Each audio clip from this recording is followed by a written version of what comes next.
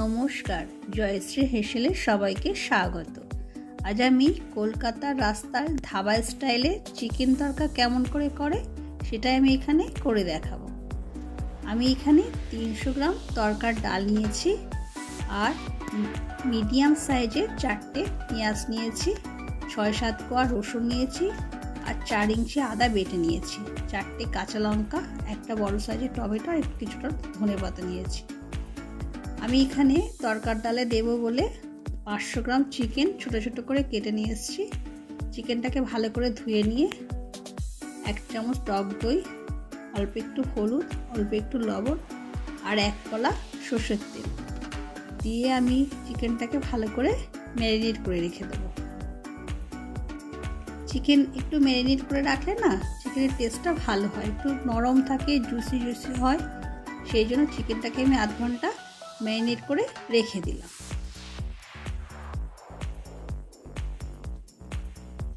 এবার আমি তরকার ডালটাকে ভালো করে ধুয়ে নিলাম, নিয়ে প্রেসার কুকারে তরকার ডালটা দিয়ে দিলাম।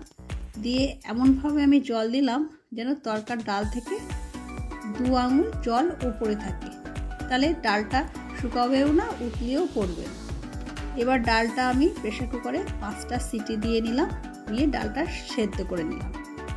তারপর গ্যাসের ফ্লেমটাকে মিডিয়াম ফ্লেমে রেখে তেলটা গরম করে নিয়েছিলাম, নিয়ে 2টো কাঁচা লঙ্কা, শুকনো লঙ্কা, 4টে মিডিয়াম সাইজের পেঁয়াজ কুচিয়ে দিয়েছিলাম, পেঁয়াজ আর যে রসুনটা আমি ছাড়িয়ে দিয়েছিলাম, রসুনটা থেতো করে কড়াইতে দিয়ে ভালো করে নেড়ে নিলাম।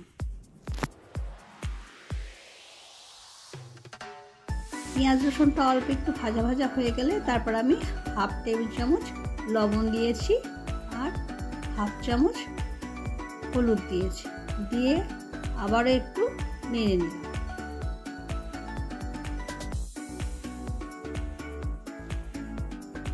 পেঁয়াজ রসুনটা ভালো একটু নেড়ে নেওয়ার পরে তারপরে আমি একটা টমেটো কুচি নিয়েছিলাম, সেই কুচনো টমেটোটা কড়াইতে দিয়ে ভালো করে কষে নিচ্ছি। টমেটোটা একটু নরম হয়ে এলে তারপর আদা বাটাটা কড়াইতে দিয়ে দিলাম। সব মশলাগুলো আমি দিয়ে ভালো করে কষে নিলাম, নিয়ে তারপর আমি প্রেসার কুকারের সিটিটা খুলে দেখলাম আমার ডালটা সেদ্ধ হয়েছে কিনা। ডালটা দেখলাম হ্যাঁ একদম সেদ্ধ হয়ে গেছে। হাতা দিয়ে নেড়ে দেখলাম ডালটা খুব সুন্দর সেদ্ধ হয়ে গেছে, সব ডালগুলো দেখুন একদম ফেটে পড়েছে।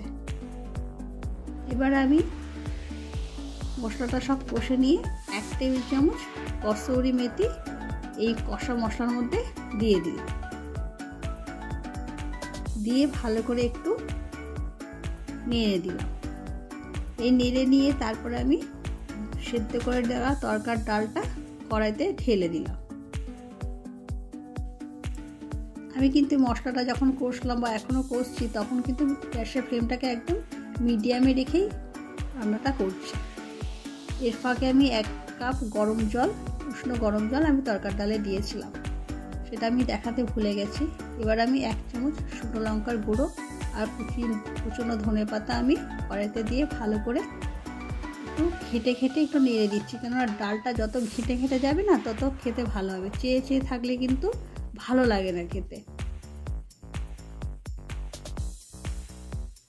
এদিকে আমি চিকেনটাকে কষে নেব বলে অন্য একটা কড়াইতে তেল গরম করে থেতো করে নেওয়া 4 কোয়া রসুন থেতো করে নিয়েছিলাম, আর 2টো পেঁয়াজ কুচিয়ে নিয়েছিলাম।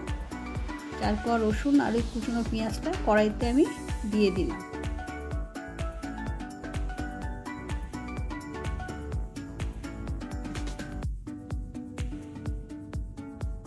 তারপর আমি এখানে ছোট্ট একটা টমেটোর 1/2 টমেটো আর অল্প একটু আদা বাটাতে দিয়ে দিলাম।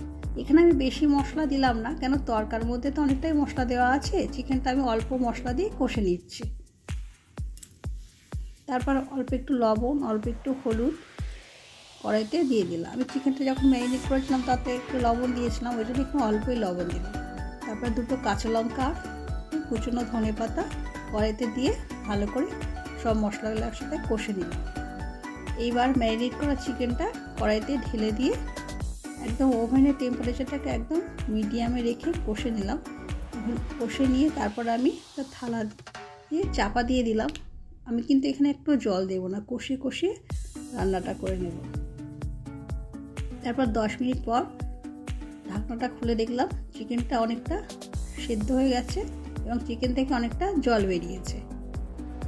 এভাবে আমি কষতে কষতে চিকেনের জলটা সব শুকিয়ে গেল, চিকেন থেকে অনেকটা তেলও বেরিয়েছে। এটা আমি কড়াইতে তরকার ডালে এটা মিশিয়ে দেব। এবার এদিকে তরকার ডালটাও রেডি হয়ে গেছে। এবার এই কষে নেওয়া চিকেনটা তরকার ডালের মধ্যে আমি মিশিয়ে দেব। এবার অল্প অল্প করে দুবারে আমি চিকেনটা তরকার ডালের মধ্যে ঢেলে দিলাম।